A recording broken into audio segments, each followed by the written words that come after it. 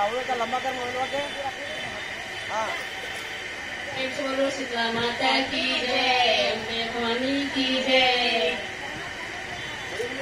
जीवदानी माँ के लागल तारा बारवाए, मैया पार्वत पहाड़ा। जीवदानी माँ के लागल तारा बारवाए, मैया पार्वत पहाड़ा।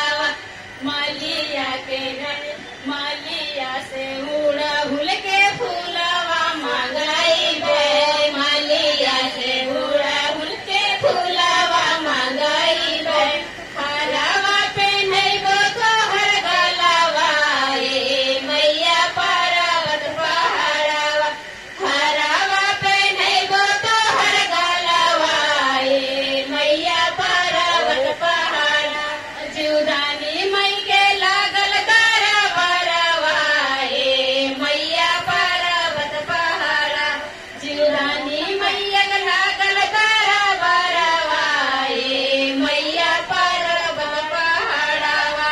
चेंबूर बाजारिया से लै बैगल चुनरिया, चेंबूर बाजारिया से लै बैगल चुनरिया। चुनरिया ओढ़ैबो तो हरियाणिया, ए मैया पार्वत पहाड़ा।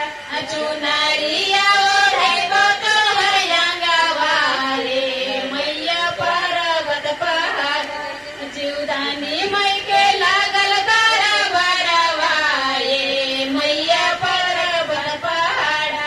जीवदानी मई के लागल तारा बरवा, ए मैया पार्वत पहाड़ावा।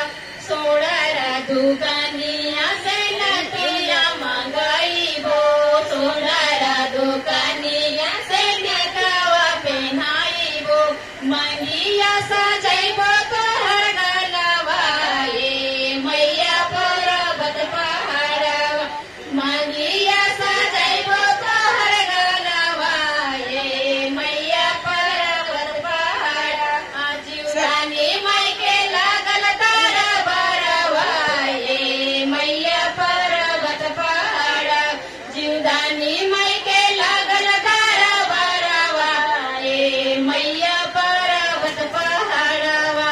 बजा जावा घर लाईबो ने मानी हारी सिरकावा, बजा जा से लाईबो लाले लाले टीकावा। टीकावा पहनैबो तो हरियाणवा, ए मैया पार्वत पहाड़ावा।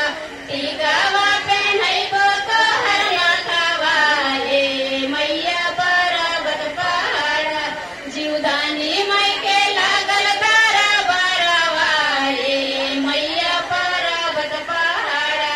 कौलेश्वरी मई के लागल तारा बरवा, ए मैया पार्वत पहाड़ा। कौलेश्वरी मई के लागल तारा बरवा, ए मैया पार्वत पहाड़ा। क्रम से बोलो जीवदानी माता की जय, कौलेश्वरी माता की जय।